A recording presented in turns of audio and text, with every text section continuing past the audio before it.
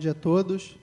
Bom, considerando que eu sou advogado de contencioso, eu vou falar de pé, porque fica mais fácil de ocupar essa dura missão, triplamente dura missão, né? Primeiro, por suceder do Agostinho, com as suas brilhantes palavras.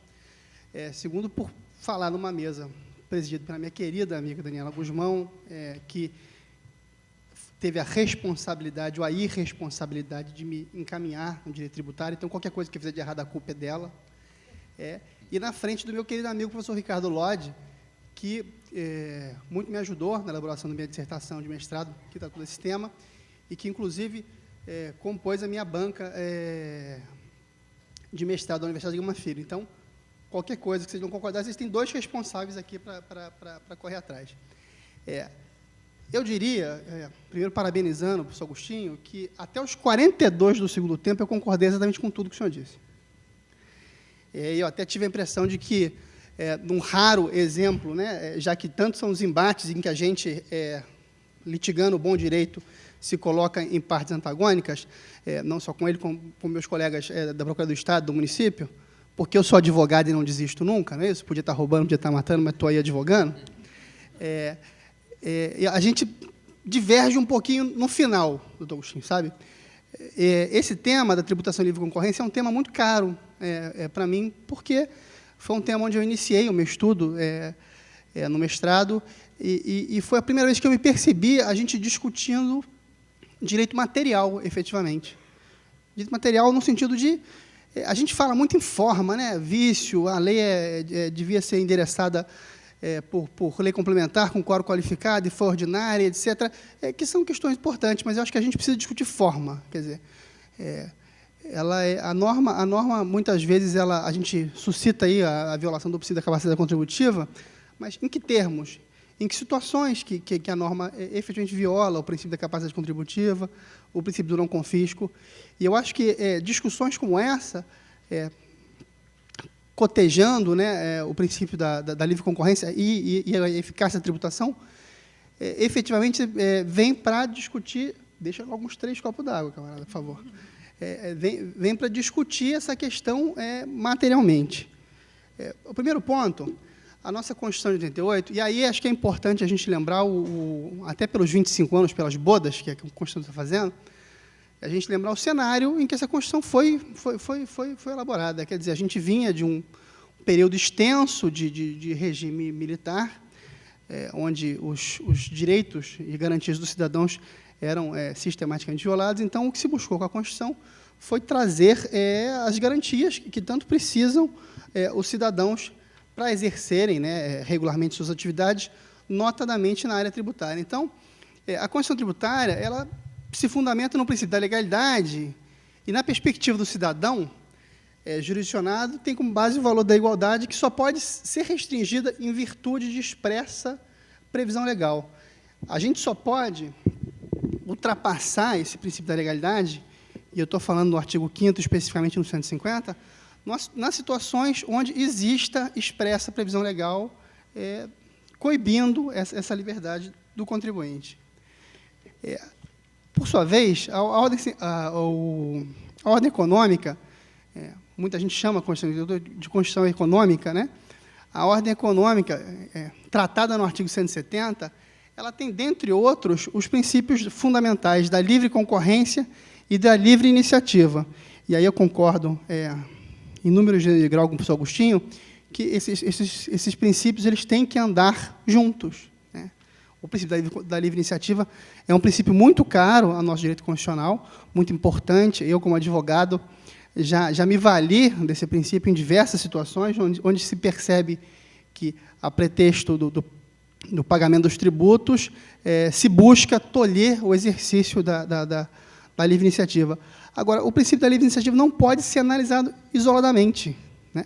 A gente tem que ter a análise do princípio da livre iniciativa também na perspectiva da livre concorrência.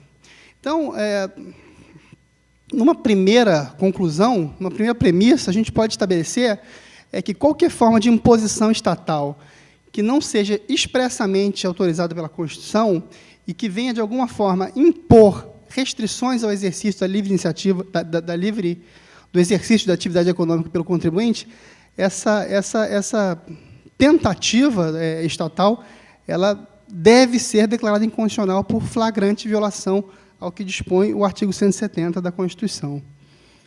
E, nesse sentido, o Supremo Tribunal Federal já reiterou, em diversos precedentes que estão hoje simulados, que a Fazenda Pública não pode, a pretexto de cobrar o tributo, não pode se valer do tolimento da atividade econômica pelo contribuinte. Então, a Fazenda não pode coibir o exercício da atividade econômica como método para a satisfação do crédito tributário.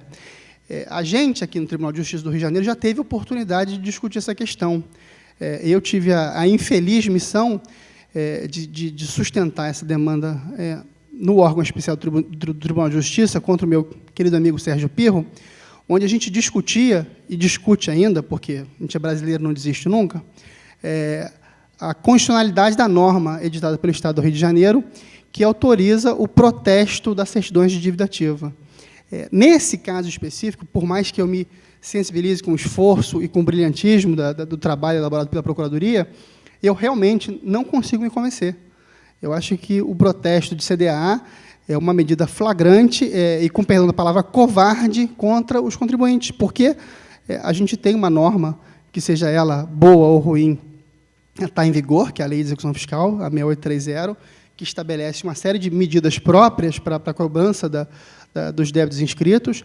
A gente tem uma relação completamente desequilibrada na relação entre fazenda e contribuinte, na medida em que, como bem colocaram aqui meus queridos amigos Luiz Gustavo Bichara e Gilberto Fraga, a Fazenda já tem a perspectiva de dar a largada e já penhorar o dinheiro, e depois que botou a mão naquele dinheiro, só chamando a SWAT e o MacGyver junto para você levantar o depósito. Porque eu não sei se é só comigo, mas aquele negócio de 24 horas para levantar, eu não consigo nunca, né? Nem rezando muito, e olha que eu sou um cidadão de fé. Então, na minha perspectiva, o maior exemplo que a gente tem de sanção política hoje é a tentativa de protesto das CDAs.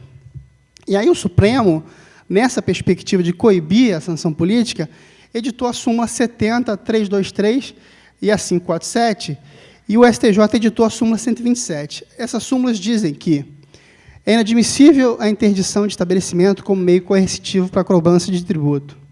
É inadmissível a apreensão de mercadorias como meio coercitivo para pagamento de tributos. Não é lícito à autoridade proibir que o contribuinte indébito adquira estampilhas de despacho de mercadoria nas alfândegas e exerça suas atividades profissionais. E a súmula 127 do STJ diz que é ilegal condicionar a renovação de licença de veículo ao pagamento de multa da qual o infrator não foi notificado. Quer dizer, o espírito do julgador, nas 4 súmulas, qual é? É evitar justamente de que, a pretexto do poder que lhe é conferido pela Constituição, o Estado possa se valer de qualquer ato tendente a mitigar ou impedir o exercício de qualquer atividade vital ao cidadão e ao contribuinte, para que ele se sinta constrangido a pagar aquele tributo. E aí, recentemente, uns 3, 4 anos atrás, o ministro Marco Aurélio até deu uma decisão monocrática, fundamentada nessa súmula, quando autorizou a falecida Varig a que continuasse a emitir notas fiscais no Estado do Rio Grande do Sul, não obstante a existência de diversos débitos. Por quê? Porque o raciocínio me parece meio lógico. Se o camarada já está com dificuldade para pagar o tributo, eu vou impedir com que ele pratique o ato principal, a principal finalidade que ele existe para que ele pague o tributo. Se eu faço isso, eu vou fazer com que o cara feche as portas e ele vai acabar não pagando tributo, e aí quem perde é a sociedade. Lembrando a vocês, todos aqui estudiosos da matéria, que o tributo nada mais é do que a contrapartida de cada um de nós, cidadãos, para o custeio da sociedade e bem-estar social. Falar isso numa plateia tão qualificada é simples.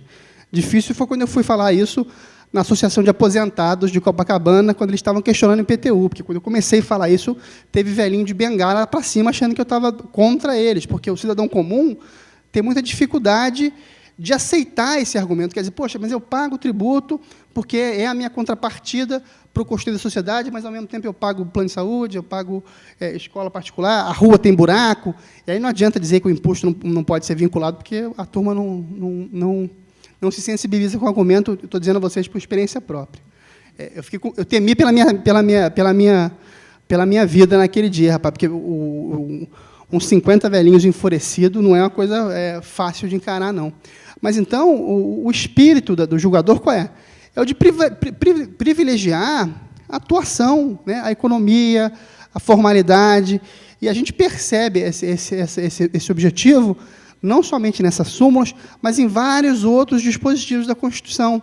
Então, a Lei Complementar 123, que trata do supersimples, quando ela estabelece que, em caso de empate, o contribuinte no supersimples tem prevalência numa licitação pública contra a empresa que está no presumido, ela não está desequilibrando a concorrência, ela está buscando o cumprimento de um outro princípio previsto na Constituição, né, que é o princípio do incentivo ao pequeno e médio empresário. A gente não pode nunca analisar qualquer princípio da Constituição de maneira isolada, né? Então, o princípio da livre iniciativa é um princípio importante, é um princípio caro à nossa Constituição e caro aos tribunais, com certeza, tanto é que a gente tem 4 súmulas que tratam da matéria.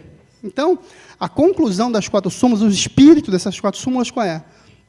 O Estado, não obstante tenha meios hábeis para buscar a satisfação dos créditos tributários, ele não pode optar por adotar a medida mais gravosa ao contribuinte, que a gente chama de sanção política, porque, nessa situação, ele configura uma violação clara ao que dispõe o parágrafo único do 170. E aí a gente tem a pergunta de $1 milhão. Essa regra é absoluta? A gente aplica essa regra em qualquer situação? A gente tem que levar o princípio da livre iniciativa às últimas consequências, quer dizer, qualquer situação onde se tenha uma perspectiva de violação à livre iniciativa, ela é suficiente para legitimar o contribuinte a praticar qualquer ato contra o Estado e contra, eventualmente, seus concorrentes, com a predominância do parágrafo único do 170? No meu entendimento, eu acho que não. Eu acho que a gente tem situações em que, a pretexto do cumprimento do 170, a gente não pode incentivar e proteger o mau contribuinte.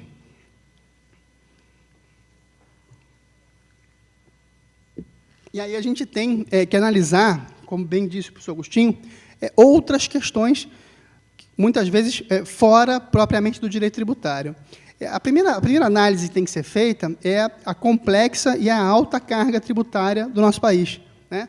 A gente tem, como já foi colocado aqui pelos colegas, um sistema tributário extremamente complexo, porque a gente tem tributos municipais, estaduais, federais, a gente tem autonomia de ambas as esferas para tratar dos seus tributos, a gente tem mudanças sistemáticas na legislação, com a criação de diversas obrigações acessórias, que viram mais importantes que as principais. Até um cliente meu me falou uma vez que a coisa está ficando tão complicada que, daqui a pouco, quem vai ter que transmitir desse CTF vai ser o presidente da companhia, porque as consequências de uma declaração mal transmitida, mal preenchida, elas são, muitas vezes, extremamente gravosas para aquele contribuinte em razão do que desencadeia aquela declaração. Então, a gente tem um sistema extremamente complexo. E, dentro desse sistema meramente complexo, mais que o mero inadimplemento, do que o simples não pagamento, ou do que a discussão em juízo pelo contribuinte, a gente tem algumas situações em que a gente consegue verificar uma flagrante e reiterada violação ao princípio da livre concorrência, na medida em que o contribuinte, sob o argumento de que tem que observar o princípio da livre iniciativa, ele compõe, por meio de uma redução do recolhimento do tributo, um preço muito menor de mercado, desequilibrando e prejudicando todos os seus concorrentes. E aí eu faço aqui uma parte, antes da gente continuar, para colocar uma questão. Gente, isso é exceção. Acho que o princípio da livre iniciativa é importante, é regra, e tem que ser observado. Agora, existem situações em que, casuisticamente, você consegue analisar e consegue verificar a presença da situação que está colocada ali. A presença da situação de que o não recolhimento do tributo ele é tamanho que ele, sob o pretexto da livre iniciativa, acaba violando a concorrência. Por que eu estou dizendo que isso é exceção? Porque eu já vi E é uma coisa perigosa que a gente tem no Brasil, porque no Brasil a gente sumula determinada matéria numa situação específica, e aí você vai alargando a aplicação daquela súmula, quando você vê, a súmula está sendo aplicada a uma situação completamente diferente àquela que foi origem daquele caso. Eu já vi procurador sustentar na tribuna de que a liminar de determinado contribuinte teria que ser cassada porque aquela liminar o autoriza ter CND, e ele tem CND com débito aberto, e isso prejudica a concorrência do contribuinte que está em dia. Eu acho esse argumento falacioso, porque a questão tem que ser provada. E ela tem como ser provada. Ela, inclusive, já foi provada num brilhante trabalho conduzido pela Procuradoria da Fazenda aqui no Rio de Janeiro, e que foi, à época, capitaneado pelo procurador Ronaldo Campos e Silva. E a gente vai analisar esse caso concreto aqui.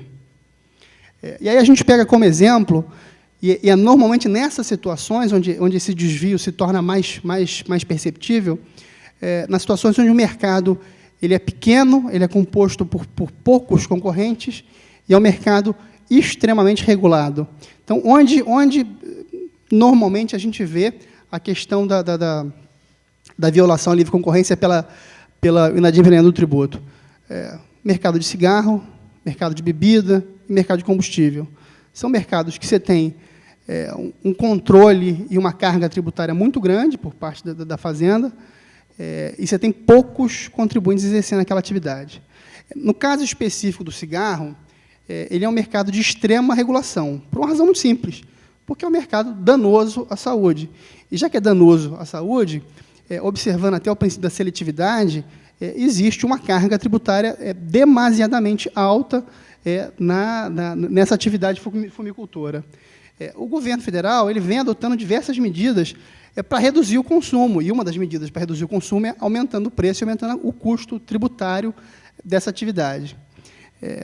De acordo com os dados aqui da Associação dos Fumicultores do Brasil, o cigarro ele é um dos produtos com maior carga tributária. A tributação da atividade corresponde a 70% do preço do cigarro. Então, um maço de cigarro que custa R$ 3,00, estou dando um exemplo, R$ 2,10 você está pagando de tributo, 90 é margem. Então, é uma carga extremamente alta. E, se ela é extremamente alta, ela impacta de maneira muito grande. Qualquer redução na carga tributária representa um ganho substancial de mercado, porque numa atividade regulada, onde a carga é alta, o não pagamento do tributo te dá margem, é uma margem extremamente vantajosa em detrimento dos seus concorrentes. Para vocês terem uma ideia, e esse dado aqui eu tirei da CPI da pirataria, que transitou no Congresso Nacional.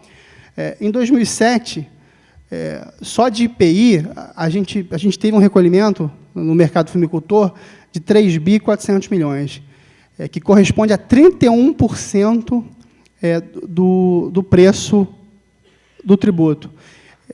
A gente teve um total tributário arrecadado de 7 bilhões e 700 mil, que corresponde a 70% da margem, do valor do cigarro. A margem da indústria é de 16,29%, a margem do varejo é de 8,45%, e a margem do fumicultor, 4,71%. Quando você trabalha com a mercadoria, com um produto que tem uma carga de 70%, qualquer redução nessa carga vai te dar, efetivamente, um benefício concorrencial com os seus contribuintes. Você pode buscar esse benefício de outras maneiras, otimização de funcionários. Você pode até obter uma decisão judicial te autorizando a adotar determinada sistemática em detrimento de outra, se essa sistemática te for benéfica. E aí, ao contrário de outros autores, o Fernando Scaff fala até dessa questão, e a gente não concorda, eu tenho para mim que uma simples liminar não pode ser um argumento para o contribuinte, para que a gente reconheça uma perspectiva de que o contribuinte está quebrando a violação à livre concorrência por conta daquela decisão. Primeiro, porque quem deu a decisão foi o juiz, não foi ele. E o mercado, via de regra, ele se ajusta com relação a determinadas questões. Agora, obviamente, se o contribuinte pratica um ato reiterado de inadimplemento puro e simples, numa atividade em que a carga tributária representa 70% do custo do produto, a gente tem que começar a pensar e analisar isso concretamente. Para vocês terem uma ideia de valores, no ano de 2004, o mercado legal brasileiro comercializou 88,6 bilhões de cigarro a um preço médio de 1,94 por maço, gerando uma receita de 8,6 bilhões. No mesmo período, o mercado ilegal comercializou 37 bilhões de cigarros a um preço médio de 90 centavos por maço de 20 cigarros, movimentando 2 bilhões de reais. Isso corresponde a uma perda de arrecadação de 1,7 bilhões só no ano de 2004. Todos esses dados são dados da CPI da pirataria. Tá? Então, assim, por esses números, e eu acho que o papel de quem pretende contestar, sustentar a violação da livre concorrência e, eventualmente, a mitigação do princípio da livre iniciativa em detrimento à violação da livre concorrência, é esse. É comprovar que, concretamente, essa adoção de uma sistemática tributária benéfica traz distorções dessa monta. Bom, considerando a extrema regulação do setor, a alta carga tributária incidente, a gente pode concluir que qualquer modificação ou alteração na carga tributária representa uma vantagem absurda e substancial para o contribuinte que pratica essa atividade relacionada à atividade fumicultora. E aí, na perspectiva de regular essa sistemática, de coibir os desvios, é que foi editado o Decreto-Lei 1593, já com as alterações posteriores, que estabelece que o correto cumprimento das obrigações, que estabelece a obrigação de que o correto cumprimento das obrigações tributárias para que a empresa tabagista continue sendo titular do direito do livre funcionamento. Então, o que o decreto diz? Bom, você quer atuar na atividade formicultora, então você tem que me comprovar a sua regularidade fiscal. Esse é o ponto, é isso que o decreto diz. Se a gente fizer uma análise rasa, rápida, perfunctória da questão, a gente vai chegar à conclusão que eu cheguei quando comecei a estudar essa matéria. Isso é uma violação, isso é um estupro, é uma obscenidade, porque a gente, de uma só vez, viola 3 súmulas do Supremo e uma súmula do STJ, e, numa tentativa flagrante, obriga o contribuinte a adimplir os tributos sob pena de tolher o seu exercício constitucional de exercer uma atividade econômica. Só que, quando eu comecei a analisar a questão com mais profundidade, eu cheguei à conclusão, e aí respondendo àquela pergunta que eu coloquei ali atrás, de que a observância e a prevalência da livre iniciativa, ela não pode ser absoluta.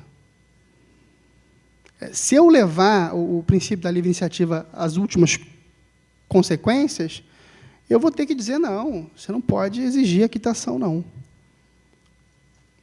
Mas o que eu tenho que considerar para mitigar essa presunção absoluta?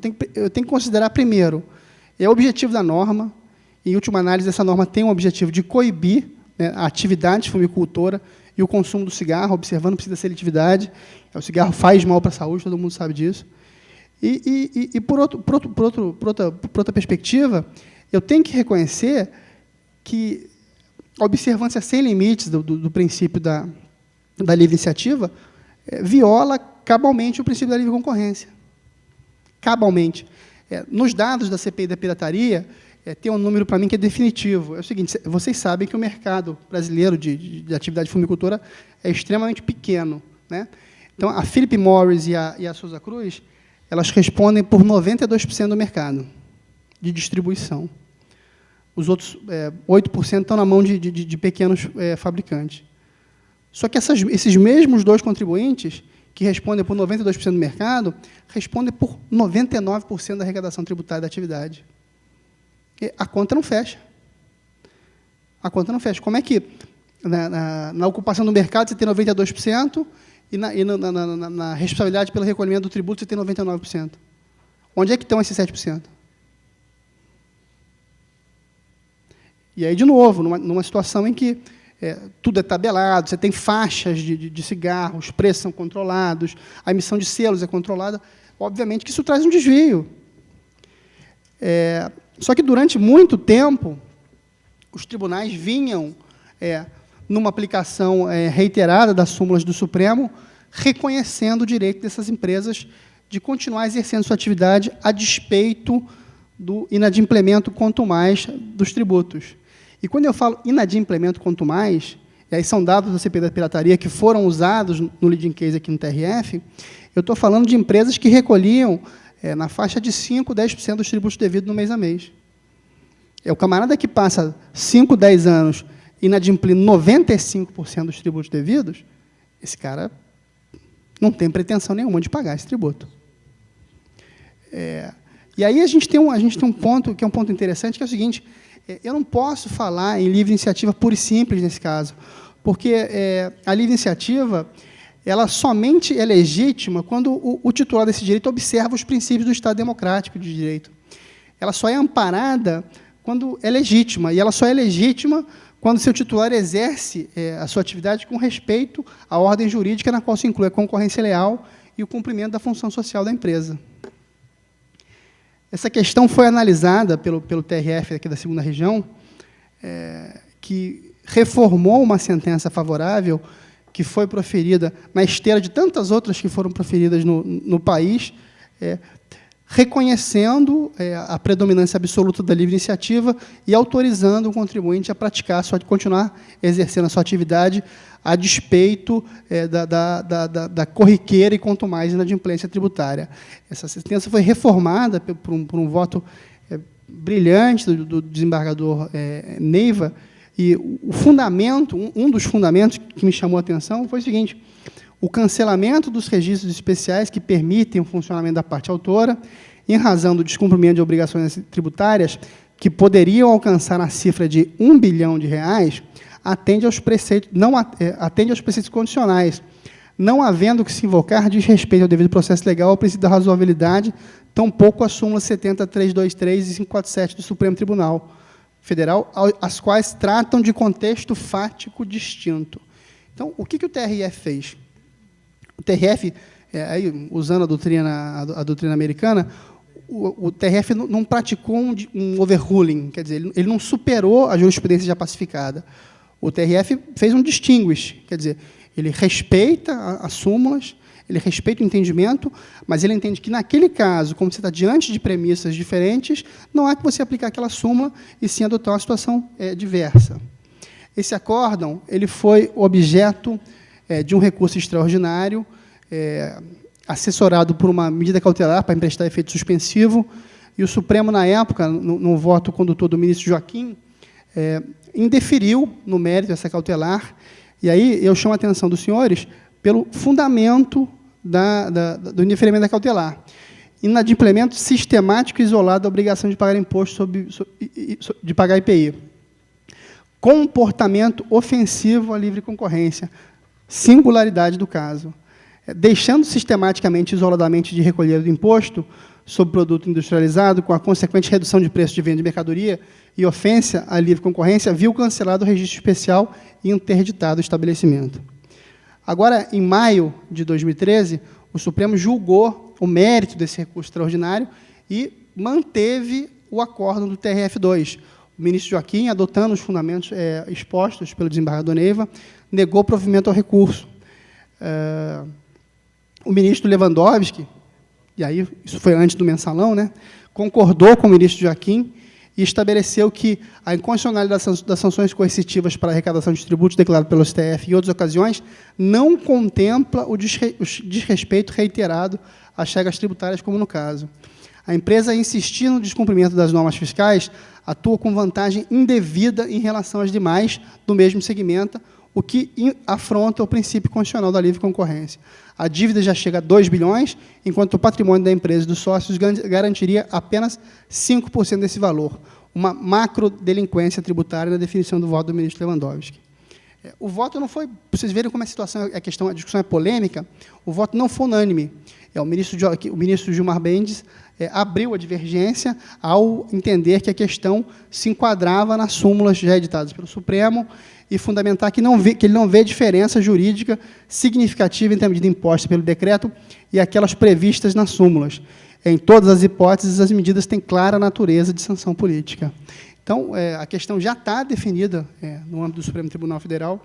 Ainda existe uma ADIM de relatoria do ministro Joaquim Barbosa, que discute a constitucionalidade do decreto e que ainda não teve julgamento finalizado, mas a gente acredita que o entendimento já exposto no julgamento, nesse caso concreto, vai ser aplicado. Agora, obviamente, eu não estou aqui defendendo a aplicação generalizada e desfundamentada da mitigação das súmulas. Eu acho que, por exemplo, no caso do protesto, existe, sim, uma violação flagrante das súmulas do Supremo. Eu acho que o argumento de que a liminar tem que ser cassada, sob pena de violação ao princípio da livre concorrência, é um argumento vazio e sem fundamento casuístico que justifique a excepcionalidade daquela medida. E aí tem uma outra situação, quer dizer, nesse caso concreto, o que se viu foi, com base no princípio na predominância da livre concorrência, a gente tolher uma sistemática que beneficiava isoladamente um determinado contribuinte em detrimento dos outros. Mas a jurisprudência já enfrenta, em situações um pouquinho diferentes, e já reconhece que, para equilibrar determinadas relações concorrenciais, você precisa conceder a determinado contribuinte condições de paridade. E essa paridade se dá por meio de modificações no sistema de recolhimento do tributo.